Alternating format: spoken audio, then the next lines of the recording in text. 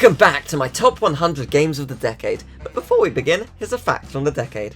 The population of London in 2015 exceeded its 1939 population peak by only one person.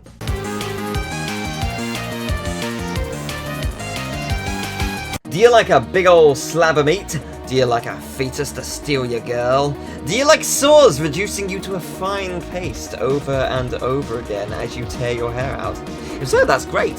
Super Meat Boy is just for you. Super Meat Boy is one of the early indies that really highlights just how perfect a 2D platformer can be. It's brutal and agonizing in the best way.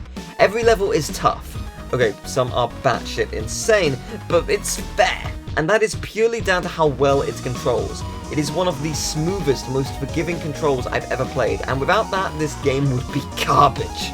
Of course, the design has to be good too, but those controls. Also, I Want to Be the Guy has a reference and the kid is a playable character, but I do have a soft spot for that arsehole.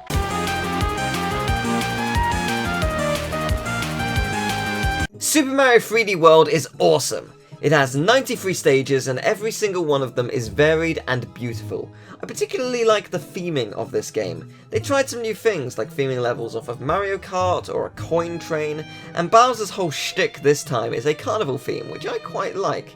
It added a lot of flair, this game feels challenging when it wants to be, and it has a ridiculously good soundtrack. Like, without a doubt, my favourite Ghost House theme of any Mario game. Just wow.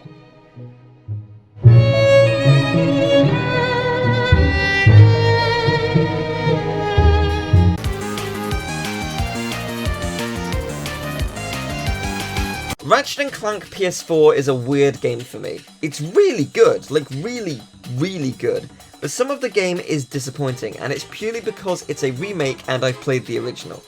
They were basing the game around the movie instead of the other way around, and that's not a problem, but they sacrificed some planets that I loved from the original and changed some of the weapons. The story being changed I didn't really mind, but I didn't like how Drek wasn't even a boss. That was disappointing. Also the music. Oh, the music. With the first 3 Ratchet games, the soundtrack was perfection. Every planet felt unique, and if you heard the theme you would recognise which planet it was. The last few Ratchet games have had very generic sounding music, and it's such a shame. Especially since with this game, there was already an existing soundtrack and they didn't even try to emulate that feel. For me, music is always going to be incredibly important, and it was just there. I want to feel emotion when I listen to a world theme, not drown it out. And that's the biggest sin. But I should list some positives. It's a Ratchet game, it's always a fun time, and it is a beautiful looking game.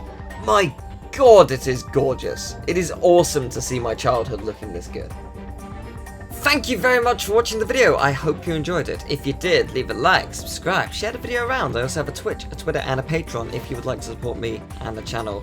We are over the halfway point, and again, I really want to thank you for all the support in this series. Tell me, what is your favourite game or games of the decade? I'd love to know. But I will see you next time. Take care. Bye-bye.